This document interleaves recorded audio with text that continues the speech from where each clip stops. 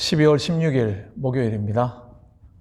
하나님의 크신 사랑과 은혜가 여러분들과 함께 하실 것입니다.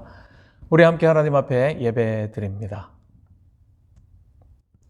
자격 없는 자들에게 베풀어 주시는 아버지 하나님의 한없는 사랑과 그 은혜로 인하여 오늘 아버지 하나님께만 영광과 존귀 찬양 올려드리며 주님 앞에만 무릎 꿇습니다.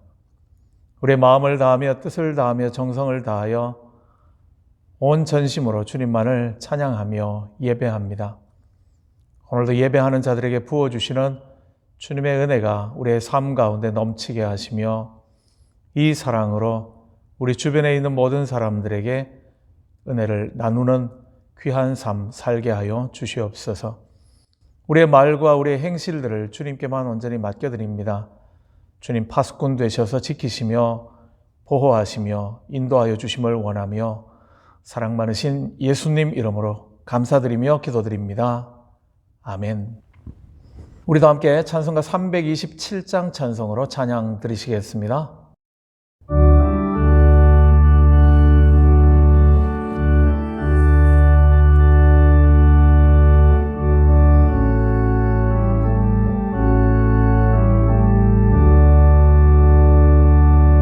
주님 주실 화평 믿음 얻기 위해 너는 정성껏 기도했나. 주의 제단 앞에 모두 바치기 전 복을 받을 줄 생각 마라. 주의 제단에 산제사 드린 후에 주의 마음을 주장하리.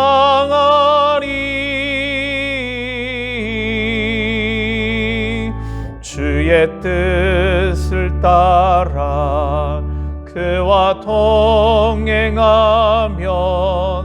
영생 복락을 누리겠네. 주의 밝은 빛에 항상 활동하며 선한 사업을 힘쓰겠나. 자유 얻으려면 주의 뜻을 따라 너의 모든 것 희생하라. 주의 제단에 산제사 드린 후에 주의 마음을 주장하리.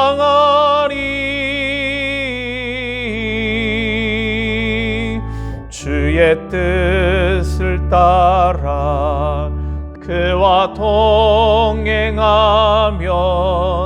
영생 복락을 누리겠네. 주의 제단 앞에 모두 바친 후에 주와 온전히 사귀겠네. 주님 주신 기쁨 또한 그의 사랑 어찌 말로 다 형용하랴. 주의 제단에 산제사 드린 후에 주의 마음을 주장하리.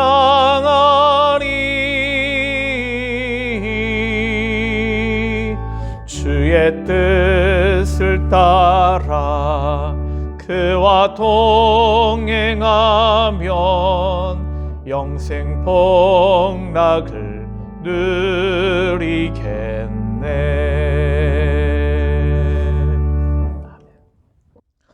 오늘 우리들에게 주시는 하나님의 말씀은 마태복음 18장 1절부터 4절까지의 말씀입니다.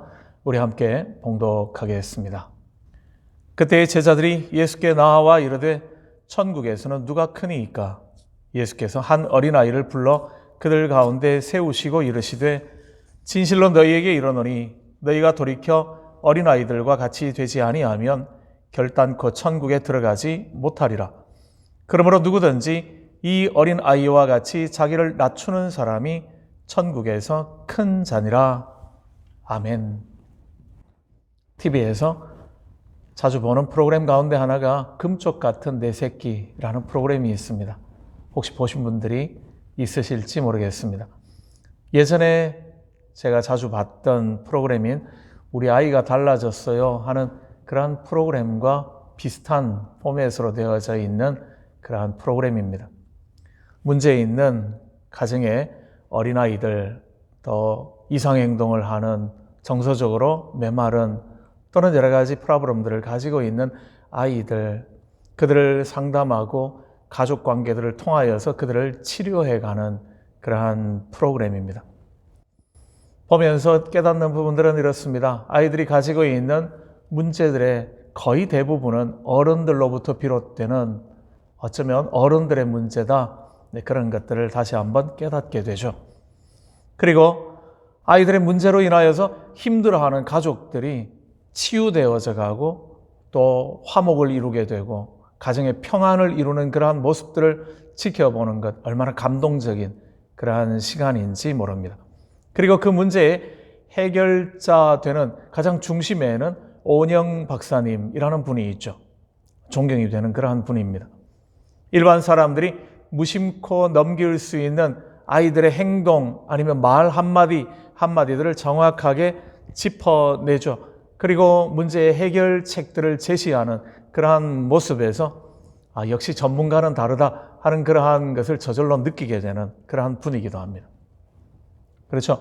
좋은 선생님은 학생들의 문제를 또는 질문을 들으면서 얼마만큼 알고 있는지 또는 무엇이 문제인지를 정확하게 캐치해내는 사람이 좋은 선생님, 그런 거죠. 그런가 하면 좋은 학생은 좋은 질문을 하는 사람, 그렇습니다. 질문하는 것을 보면 그가 어느 정도 수준에 있는지 알 수 있는 거죠. 그리고 좋은 질문이 문제 해결에 가장 좋은 지름길이 되고 있는 것도 우리는 알게 됩니다. 오늘 예수님의 제자들이 예수님께 나와서 질문하죠. 이런 질문이었습니다. 천국에서는 누가 큰 사람입니까? 하는 그런 질문이죠.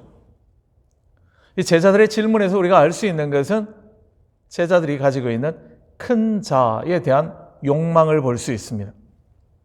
큰 자, 그들이 말하고 있는 크다라는, 천국에서 누가 큽니까? 라고 말할 때 그 큰 자의 의미, 그들이 기대하는 것은 뭐겠습니까? 영향력 있는 사람?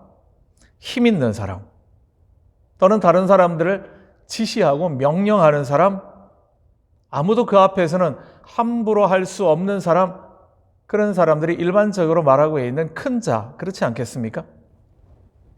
제자들은 세상에서는 큰 자와는 아무 상관없는 그런 사람이었죠. 그들은 지극히 작은 자라고 불려질 수 있는 사람들이었기 때문에 그렇습니다.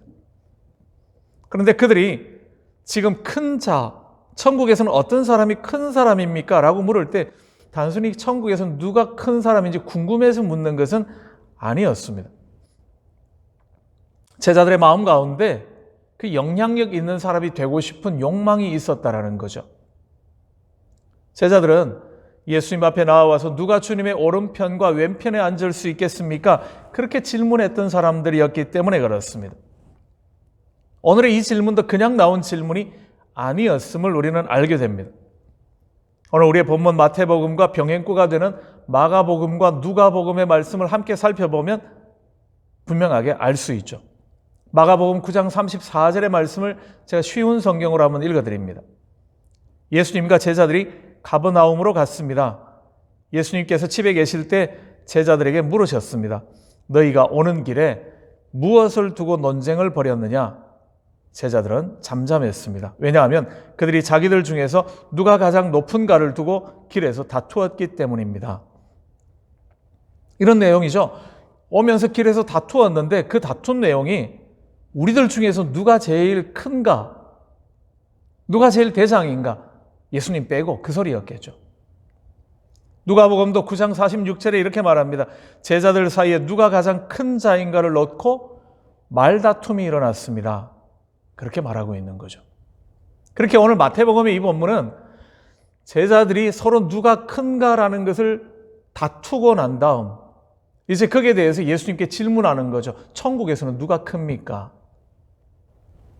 듣기에 따라서는 질문처럼 여겨지지만 이것은 주님, 제가 제일 큰 사람이죠.